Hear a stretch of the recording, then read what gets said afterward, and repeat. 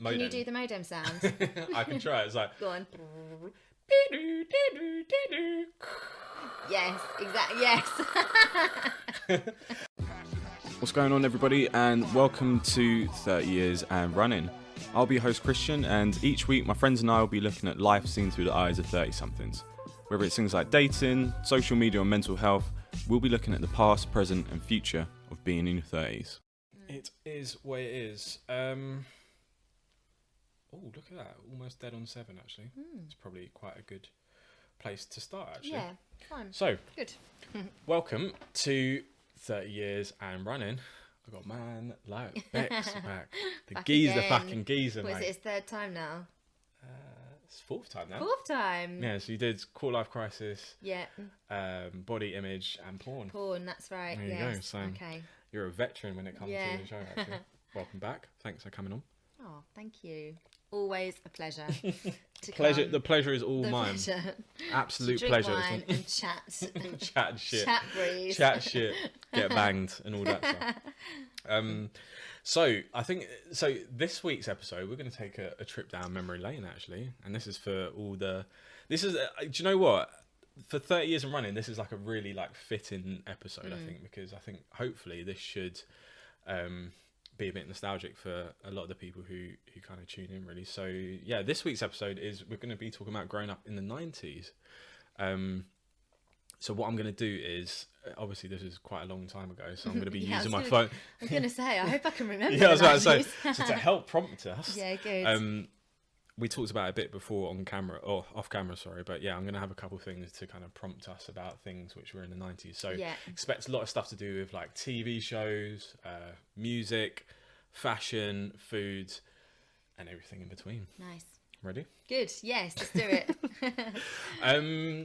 Where should we start? I think the 90s for me is like, I'm sure every generation will kind of say that the age where they grew up in is like really iconic, but I think the 90s is actually really iconic. Yeah. It sounds like a really obvious thing to say, but I think and we'll talk about all this stuff kind of going forwards, but when you talk about all the TV shows, etc., I think it's like, I don't think it's like any other decade, to be honest. I think you're right in that it might be stating the complete obvious, but it was the last decade of that century, so it's very much gearing up towards that year 2000, like, and all that. And I remember certainly the later part of the 90s was all very much like Y2K and all of this sort of stuff. Do you remember? And all of that millennium bug and with the computers all work and all of this. And people were talking about that in the last sort of 5 years of the 90s. So for me, it was very much remembering that gearing up to this sort of brand new world. And of course, when it happened, it was exactly the same as the day everybody previously, expected so like really everything funny. When it hit like 12 o'clock on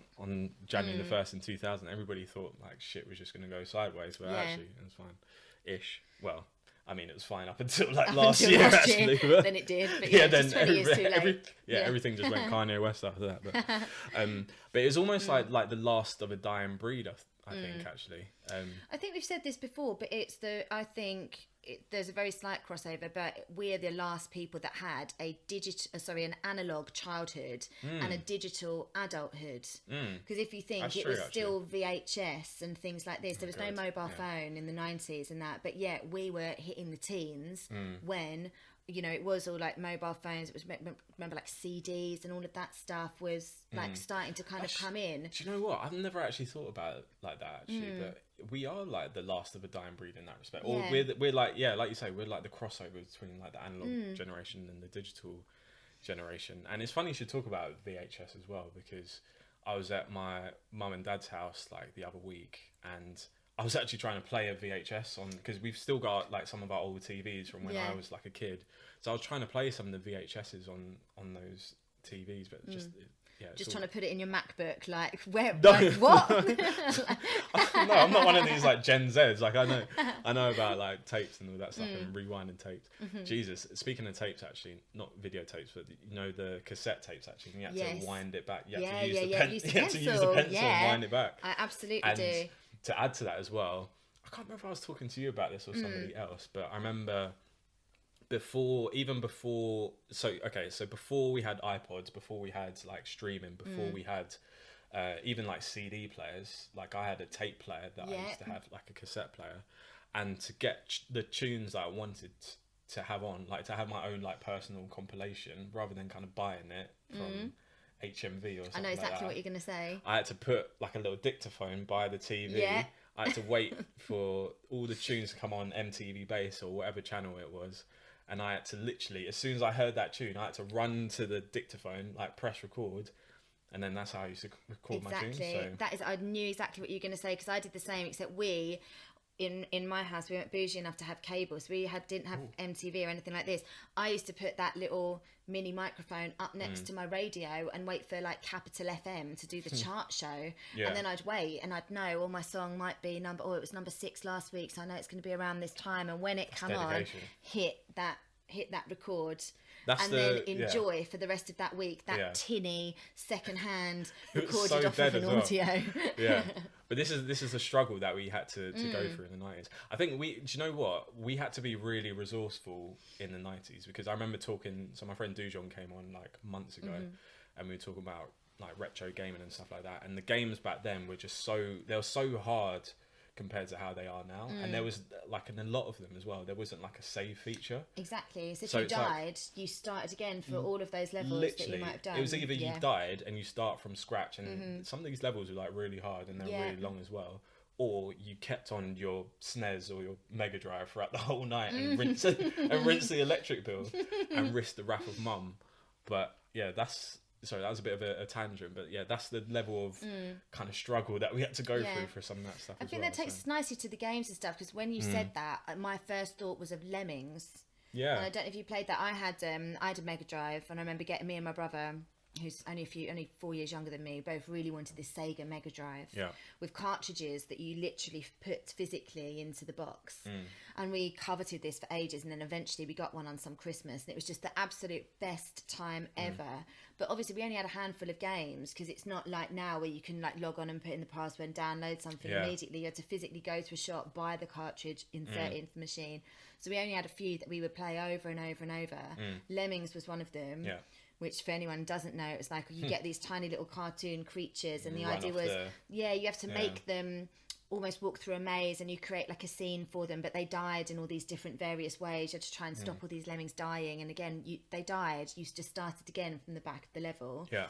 And we had The Lion King. So it's very topical about that sort of time. We had a lot of those Disney games that were just coming out. These are pretty. You had to grow up quick in the 90s as well. Yeah. Like, there's a lot of death with these games. Yeah, isn't there? very true. And fun fact: I've still got my Mega Drive actually. Really? Do you ever play it? Yeah, sometimes I haven't got it here, but it's at my parents' house. But yeah, it still works and everything like that. Because again, like speaking of being resilient, like those computer games are pretty resilient because they're all cartridge based, so like they definitely kind of can stand the test of time. But I've got like the Mega Drive. I've got like an NES as well, which was the one before the SNES. So yeah, in fact, I've got that one here, and I sometimes play it. So yeah, I've still got all the old school stuff really. That could be a season 2. Could be podcast episode. I mean, we did. Like if you've got the double console or whatever, you could actually do a bit of a revival. Oh, I never thought about it. So we did. So we did an episode on retro gaming, but in terms of we could do like a little play along type thing. There you go. Yeah, all right. Nice. Season 2 play along soon come. Things like that, like Game Boy as well. Yeah. I used to love the Game Boy, Tetris, Pokemon. all of those. Yes, all of that. Were you a Pokemon fan? Not hugely. Yeah. We had as well as those sort of like console type games. I remember very much playing playground games like Pogs. Yeah, I was literally going to say little, Pogs. Like, coin things. Yeah, so we had Pogs. I know this isn't the game per se, but we had football stickers like. Yeah, the annual kind of thing, and you stick them in. So it told you what you had to get to complete. I remember some kids at school like completed the annual and then would bring it in and be like coveted, like show the pages. We had the Panini like Premier League like football sticker book was Panini. Like that was. That was the one when you're in the playground and swapping stickers and all that. Yeah. We had like yo-yos and stuff like that. Yo-yos were quite big at the time. And even like taking the kind of the physical aspect away. Like we had Conkers. Like Conkers was massive. Do kids even still play Conkers? I don't know. I sort of sometimes hear about kids that collect them. I think it's always like children are always interested in stuff they find on the floor. That's the very nature of the conker thing. But but I definitely remember getting my dad to like drill holes through the big ones and putting the string through and all of this. And I suppose I never really got that kind of thing, because I much preferred the pogs or the stickers or whatnot. But but I remember doing that as well, and I remember, so this was before the internet as well, so you couldn't even like look up like how to make your conkers stronger. It was all through kind of like you had to listen like second hand. Error. Yeah, it's literally like, because I remember trying things where you kind of put it in vinegar for a little bit, like basically like pickling it, I guess. Yeah, you kind of pickle it or paint it with like, maybe it was cheating, but like varnish and things. Something else. Painting it with varnish was another one. Putting it in the oven, this probably makes it more brittle. To be honest, but like putting it in the oven was another thing that I tried as well. So these are all different like techers that you try to do to make your conker stronger. But then, so yeah, like playground games. Again, I don't even know if they play stuff like It, for example. I think that all still goes on, definitely. Yeah. But stuff like that, stuff like that. I'm not sure if that's like specific to 90s. I think that's just children's games. Maybe. Because if you think our people played tag or whatever. But I know when we were chatting about in some of your notes, it was like Knockdown Ginger and those sorts of games. Say. But I think they were around way before. I don't think we invented those kind of definitely games. Didn't invent it, but I feel like I remember playing quite a lot of Knockdown Ginger, but I feel like it's one of those games that probably wasn't played as much in the 2000s and definitely not in as much in the 2010s and 2020s, because I think like from a practical point of view, I could be wrong about this, but I'm assuming that probably kids don't play outside as much as maybe we did. I think that's the way that, like, especially us growing up in London, like London living was a bit different. I always had, we never really, if I'm honest, we never really played that, because my mum always told me that you don't knock on strangers' doors because you don't know, like, you know, it's that sort of scary element. I think that was almost from a bit of a bygone era where you knew all of the neighbours and all the kids would play out all together and things. So actually, I feel like even that passed me by slightly, and definitely had kids I'd play with and we'd ride our bikes and whatever. But those sorts of games, we had a real clue up about what was safe and what wasn't. So because funny enough, like I never played Knockdown Ginger on someone's house I knew, because it's obviously a little bit of a cheeky game. So I wouldn't want to do it with someone who, you know, I might see in the morning, like the next day. But it's more to do it with the neighbours, like, who you didn't know.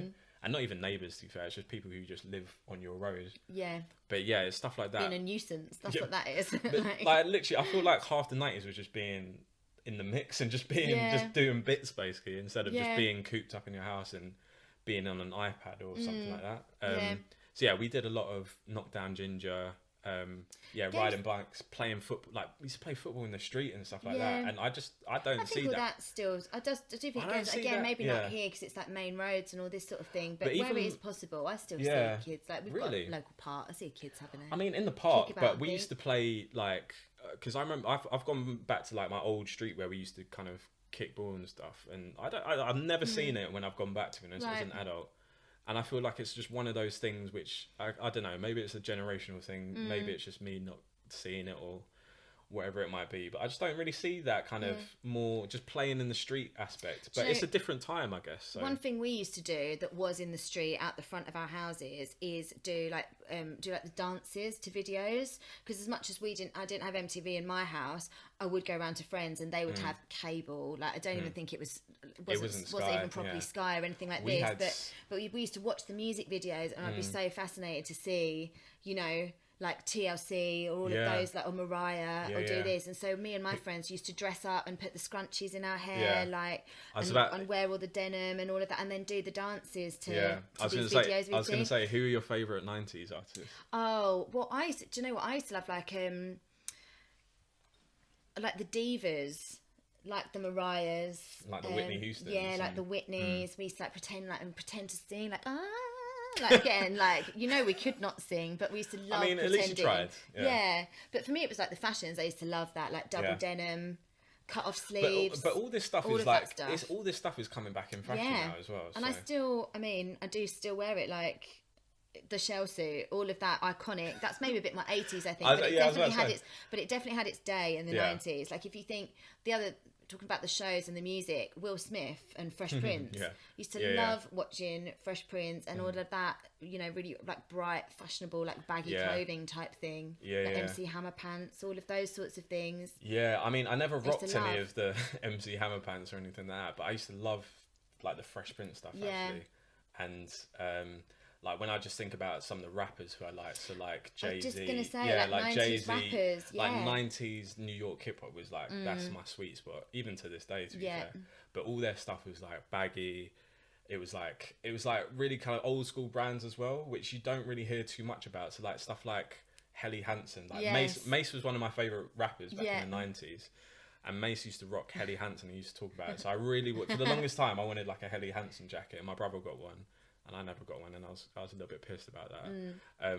But like Biggie as well. So Biggie used to wear like Coogee sweaters, like those like really bright fucking in your face sweaters basically.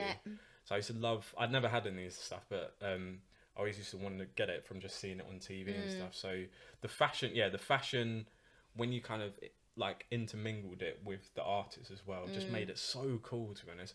And also, I think with 90s artists, like, I don't really see the individuality that you kind of see, you don't see the same individuality in the 90s as you do kind of like nowadays. Everybody did look very much the same. Like, it's a very distinctive look. Like, even I've seen a few like makeup for women, obviously, like, you know, makeup tutorials about, and it's like, you know, they're not suggesting you actually pluck your eyebrows back that thin, but you can fake it by putting makeup but then drawing in an eyebrow that's that, you know, like very singular line of pencil arch, and then it was like a really pastel colour eyeshadow. We were saying like blue mascara, things like this, or hair, and having your hair all like Gwen Stefani type, like that sort of vibe. No doubt vibes.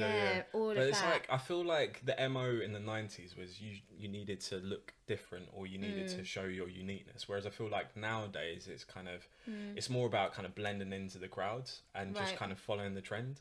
And I think that's why the 90s, for me in particular, is like so special, because it was about standing out, and it was about expressing your individuality. I think as well, we always look back with like rose tinted glasses about stuff. Do you know what I mean? So I feel the same about the 90s. I love that, and it was just that idea of like being really young and like hanging with your friends. Like it genuinely was a simpler time. And that's, so simple, that's to do with youth, but it is also to do with just not living in this sort of like world we live in now, really, where like honestly the worst, like the most you had to worry about was, oh my god, what if like Kelly turns up in the same top as me when we like go and hang in the park after school on Friday, like you know. My only worries back then was just like, because I used to like hang about with my older brother quite a lot, so like my only worries was just like, fucking hell, if I kick the ball over the fence, I'm gonna even if I don't get it, like if one of them kick it over, then I have to go and get it. So like those are like my only worries, and just worried about him beating me on like Football Manager or like Mario Kart or something like that. So a lot simpler time, to be fair. Funny you talk about the computers and things. I'm trying to remember the exact time when, like, I say, I'm just going to sound like such an old woman, but like when the internet came out, and because obviously that's what I mean about, we had this analog childhood where you didn't have a computer in your house. Like it certainly wasn't, you know, mobile phones were not even a thing at all, really, unless you were like some city person, you know, like from the 80s or whatever. But like certainly young people never had them. But I remember like asking my dad, like, can we get the internet? Like, I remember we had a computer, but it was very much a standalone thing with a printer, so you could do a bit of typing or whatever. But there was we weren't on the web, is what you called it back then. And then also, do you remember? So this was obviously like pre-Wi-Fi days, where it was like the dial-up. The modem. Yeah, the dial-up modem. Can you do the modem sound? I can try. It's like, go on. Yes, exactly. Yes. And I'm pretty sure you couldn't use the phone. That sound haunts my. I will hear that sound. That is just so ingrained in me. That it's out of date, and I haven't heard that noise for 10, 15, maybe even 20 years. But I still can so recall that noise. Yeah, it's funny when you look back on it now. It's like you could. I'm pretty sure you couldn't. Like someone couldn't be on the phone, like the landline. Because that would fuck up the internet. There was very much a, get off the phone, I want the computer, or can you get off the computer, I want to ring my nan. So, like, for all you youngsters out there, like, who have the luxury of, like, wireless and you can be on the internet in all different rooms, back in the day in the 90s, you had to be in one room. You had the dial-up modem. The computer room. Where the computer lived. Yeah. The single room. Only one person can really go on there, like, realistically. You had the dial-up modem. You couldn't go on the landline at the same time. These are peak times, man. Exactly. And we used to do things like burn a CD. Everyone's like, what is this? What do we talk? Do you literally set fire to it? What do you do? Because that was one up from now. You don't actually have to, you know, like put your microphone next to your radio speaker. You could actually like download. Again, maybe this is maybe a little bit more into the 2000s, but we talked about, you know, like the Napster. Yeah. And like this idea of this first time ever of like streaming or listening to music on the computer. Well, Napster, I think Napster probably came in like late 90s or something like that, but that was obviously like a game changer, because it's like, oh shit, you have like literally a massive library of tunes, all the tunes that you kind of hear on TV, like at your fingertips, and you can download them. Maybe not like in an instant, but like relatively quickly. No, it took a while, didn't it? I remember it was like 20 minute, half an hour to get one song. I remember. Again, depending on the speed of your modem. And these times it was slow as well. It was well slow. Fucking slow, man. Especially if your mum picked up the phone halfway through and you'd be like, Mum, I was downloading. Yeah, there's everything luck off. Yeah. Yeah. So imagine trying to stream a film, for example, back then. Well, I mean, there wasn't even... It wasn't even an option, was it? You had to go to like Blockbuster, I suppose, to go and get films. And actually that's another very 90s thing. That was that was a classic, like you know, the Friday evening with your family kind of thing. You would go, and I remember really looking forward to, like, after school we'd all get in the car, all go to the Blockbuster and select a couple of films that we would then watch on repeat over the weekend. So you'd actually all settle and watch it together on the Friday night, and then usually me and my brother would get up and watch whatever usually a Disney or some family favourite kind of thing, watch it again on the Saturday morning, just me and my brother, before mum and dad got up, and then we'd probably watch the film again either the Saturday or the Sunday before it had to go back to the shop. Yeah, we fully rinsed it in my house, definitely. Yeah. And then this idea of, you've got to return it by the deadline. So it'd be my dad's job to get in the car and go back. You got a fine. You got fined, didn't you? Yeah, you got a fine or a block on you if you had so many late rentals. It racked up the bill, and then they blocked you. So when I think back to it, that sounds mental compared to going on Netflix and just stream. Literally just watching whatever you want, whenever you want. That is peak, man. But I mean, we didn't know any different at the time. No, so. But I love it. But I mean, that was the height of that. We look back on it now, and we're sort of like with a laugh, but actually that was still the height of technology when it was. Because the only other way to watch films was obviously wait for it to come on the telly at whatever time in the evening, or go to the cinema. So actually this whole concept of going to a shop and bringing home a film to watch in your own home as many times as you want was actually massively cutting edge for a very long time. And then it felt like technology really then ran, and now suddenly it feels like there's a new tech or a new streaming platform or something new every week. But back then that was the forefront of technology, and we loved I loved it. I loved it. Like, literally, I was going to say, like, I remember Friday nights and you finish school and whatnot, and similar to you, like, for us it wasn't Blockbuster, but in Forest Hill there's like this little video shop in the corner, which is kind of like a mini Blockbuster. Well, and we had a local one as well. Yeah, and it was so exciting. I remember on a Friday afternoon after school, like, we used to go to like newsagents. I used to pick up like football stickers and stuff like that. You used to get all your little sweets, which we'll talk about in a second actually. And then, like, in the evening, you'd go to the video shop and you'd pick up, like you say, like 1 or 2 films, and you just kind of like watch them over the weekend. Yeah. But it was such a, like, it sounds really basic when you think about it now, but it was, like you say, it was like the kind of the height of technology at the time. But it was such a simpler, like, exciting time, I guess. I remember, I've just got a very vivid memory, and I can't remember the film, what it was, but it was obviously in the newest one, like, you know, because again, it got released on video after being in the cinema for however long. And I remember going into the video shop and being like, oh, have you got whatever it was? I can't think now. And the man said, oh, I'm sorry, all the copies are already out. Because he only had like 3 in the shop. And I remember being absolutely devastated that someone else had got there before me. And I remember popping back on this, because it was the little local one, not the Blockbuster, going back the next morning and being like, has anyone bought it back yet? And he was like, no, I'm really sorry, they've not. Why don't I ring you if they bring it back? But then, of course, because everyone did what we did, I remember not getting the video that weekend. Could you imagine clicking on the Netflix and it being like, sorry, too many people are streaming, like, actually 3 people already streaming this film at the moment. Sorry, no more streams on this. Yeah. But I think part of it just makes it into more of an event, actually, and more of an adventure, actually, if it's kind of at a premium. Whereas I suppose, I mean, it's a bit of a double-edged sword nowadays, where there's almost like too much choice for stuff. Whereas at least, I suppose the whole point is, if it's a limited thing, it makes it feel a bit more exciting, and it makes it feel, like I say, a bit more like an event.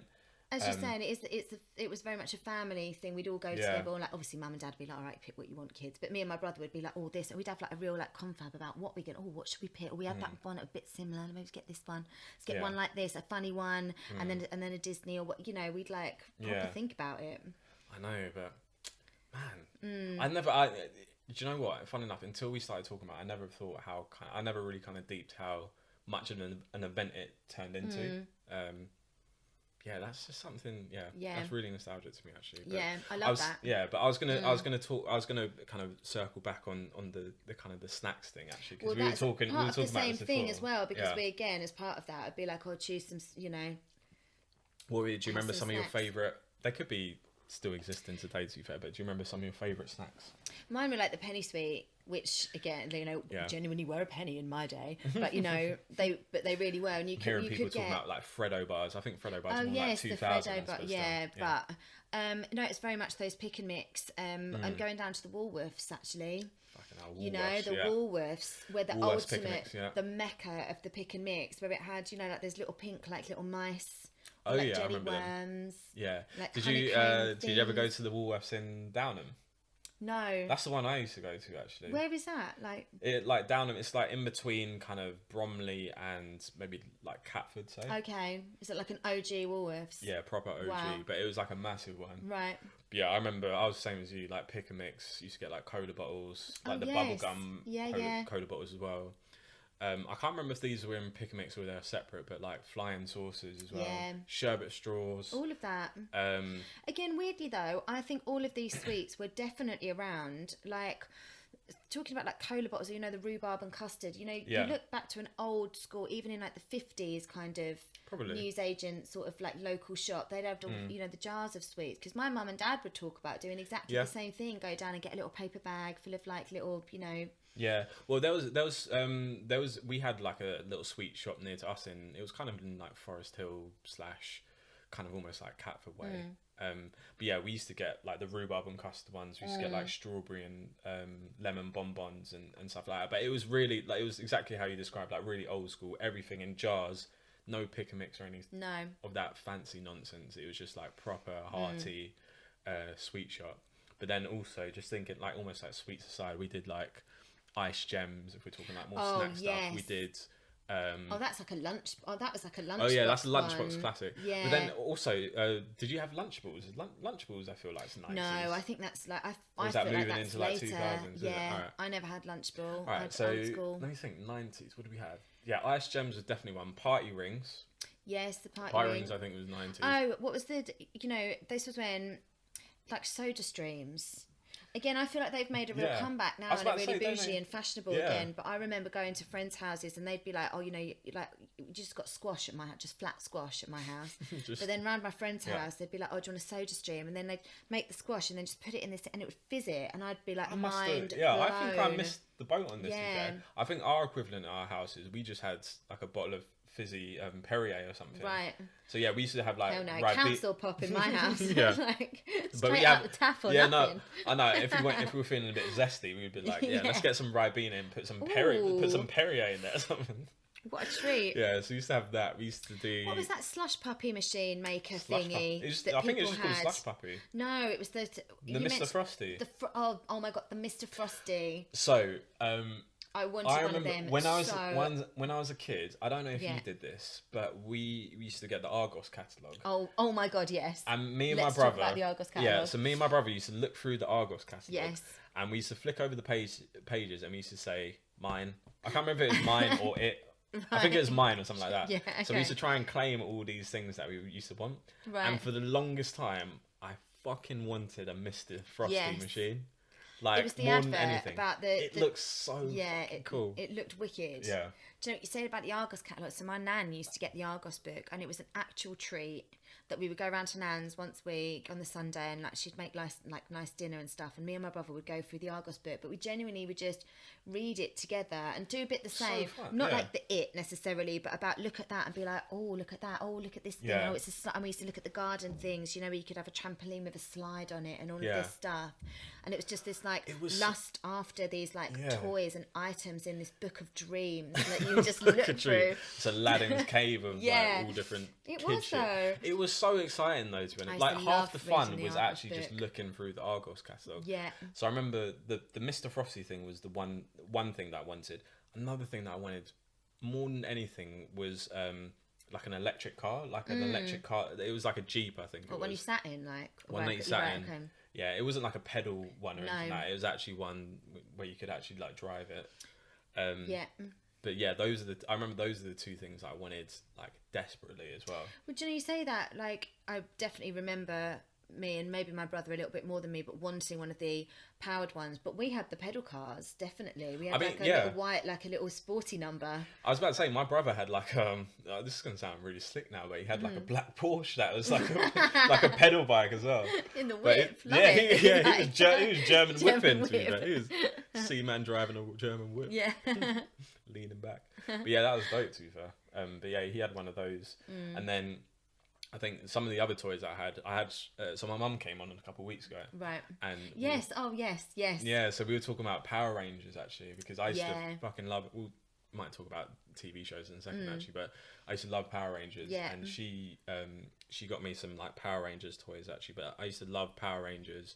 So I had quite a few of those toys. What one were you?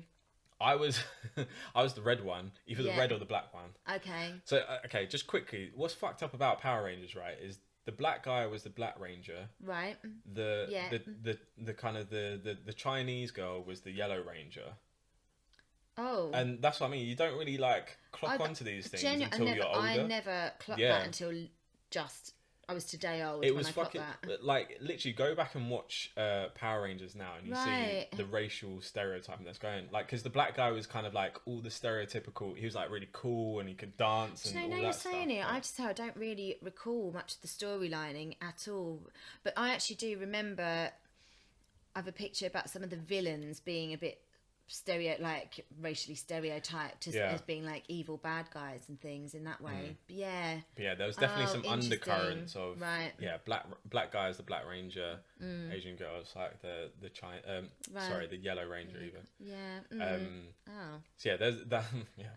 Fuck Power Rangers actually. I hate when you look back and something's ruined. Do you know what I mean? But it does.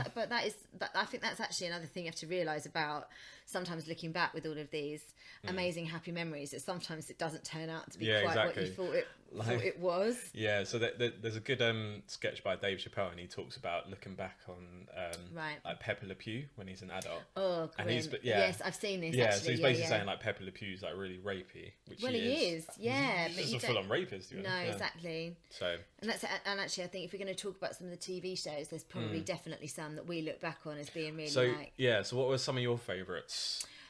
Again, I might be going a bit too far forward with it, but I remember watching Friends, and I think maybe this is slightly 2000s actually. I might be going a bit too far. But Friends started in the 90s. Did it? Yeah. I think so, yeah. Well, that's one thing I definitely remember watching and really loving it and thinking it was so funny and they were so cool and all of that. But now I know that it's like there's some good memes about it being a bit problematic and a bit stereotypy and a bit homophobic and these sorts of things. Homophobic? Well, just that Chandler's mum became Chandler's dad became his mum or something like that. It was a bit like it was. Oh really? I mean, I'll be honest. I've never really kind of fully watched Friends actually. Oh, and that's it. And they always think that people always think Chandler's gay, and that's a bad thing apparently, or whatever. There's just a few jokes in it that don't age. Put it this way, it's just jokes and situations that haven't aged well. And looking at it as we do right now, you'd probably be like a bit like, oh, you wouldn't write that now. Yeah. But at the time. You just roll with it. I loved it, because of course because I was younger than I looked up to that, and I was like, oh, it's so cool to be in your 20s and have your own apartment and like have a nice job and get my hair all cute like this. Like being an adult is not fun. No, it's absolutely lame. Just bills and stress. Don't believe the hype. Honestly, it's dread. Kids don't grow up. It's not. Just Peter Pan the shit. Just stay as young as you can. Yeah. Friends. What else did you used to watch? I mentioned already Fresh Prince. I'm trying to think of some of those. I'm trying to think actually, this is more like kids TV. I remember watching the Saturday morning type ones. And I remember watching like Top of the Pops. That was a massive thing for me growing up. So like Saturday mornings, I don't know if this is 90s. I think it was just about 90s, maybe going into 2000. But like, do you remember SMTV Live? Yes, I do. Yeah. Ant and Dec and Cat Deely? Yeah. Yeah, so I used to love that because I used to watch Pokemon quite a lot, so Pokemon used to come on that. Top of the Pops, I used to watch that. But then that. But then also Saturday night TV, Gladiators, Blind Date. What a double bill! Oh my god, could you imagine how many views Gladiator and Blind Date would get if it was kind of set like in the modern day? Because like Gladiators, right? I think it's like one of the underrated TV programs. But it had everything. It had so many good characters. Like even the ref, John Anderson. I don't remember it being underrated. I remember everyone loving it. I think it's criminally underrated. John Anderson. Ready. Gladiator. 3, yes. 2. Yeah. And that Travelator at the end. Travelator, yeah. Me and my brother used to obviously we did not have a Travelator, but we used to run up and down the stairs, but pretend we were on the Travelator and be reaching for the top and all of this, playing Gladiators was such a game in my house. Fun fact, so one of my dad's friends, he's got a nickname for me. He calls me Scoop, basically. Right. Because there was a guy on Gladiators who came on, was called Wesley Two Scoop, and he basically had 2 slits in his eyebrow, but he was an absolute don when he was on Gladiators. The little he absolutely mashed up the Travelator. He the little gauntlet thing where they have to run through all the gladiators, he absolutely torched them. So ever since that episode came out, and I think after I saw that, I got 2 slits in my eyebrow. I was maybe about 6 or 7 at the time. So ever since then, and I saw him a couple months ago, he just calls me Scoop. He still calls me Scoop to this day, actually. Right. So, but yeah, Gladiators was the one. Yeah. And Blind Date afterwards. Blind Date, low key, was the original Love Island. Oh, definitely. Oh, I used to love Blind Date. Yeah. Great, man. Used to watch it again. That's a bit of a family one. Sit down and we'd guess who they were going to pick and laugh at the funny answers and all this. Used to love. Tell you what else though, actually, just made me think about the Gladiators thing was we used to watch the wrestling. Oh, what, WWF? Yeah, and again, that was something that my brother kind of liked a bit more, but it is actually really entertaining, and we got we used to find it so funny. At one point in time, I'm the biggest football fan, but at one point in time, I'm pretty sure wrestling, WWF was on par with how I felt about wrestling. My Friday evenings was 9 o'clock. Raw used to come on. Yeah. Saturday morning / midday was SmackDown, but I was the biggest Stone Cold fan. Yes. And I used to love The Rock as well. Everyone. Oh my god, yeah. I had the biggest crush on Bret the Hitman Hart. Did you yeah. I had a poster of him on my wall. Did you? Of him wearing. You dweeb. Mate, but just the Rock in the spandex. Absolutely, Rock in the spandex. And he had this in the picture. He had this pink cut off sleeve vest with sunglasses on. He was really cool. But it wasn't. Yeah, I used to love him and just think he was just so gorgeous and so lovely. So this is the benefits. Not the benefits, but this is the downfall of having an older brother. But he used to practice him and his friends used to practice all the wrestling moves. And all this? No, I don't think I ever got clothesline, but I got choke slammed a few times, sharpshooted from Bret the Hart. Because what you don't realise when you're a kid watching it is obviously they are faking it. And it's all theatre. So when you play it at home, you're properly getting a body slam. But I think, to be fair, because I've seen a couple of documentaries, they generally get hurt, but I think there's obviously a big element of them acting up. No, but yeah, I was actually... They know how to fall, whereas your brother I mean, I was getting fucking choke slammed, and I got tombstoned and DDT'd and all them ones, basically. So it's fine. It's all good. It's character building. Yeah. But yeah, WWF was... I was lit, to be fair, actually. Thanks for watching 30 Years and Running. Please subscribe, comment and share. See you next week. Peace.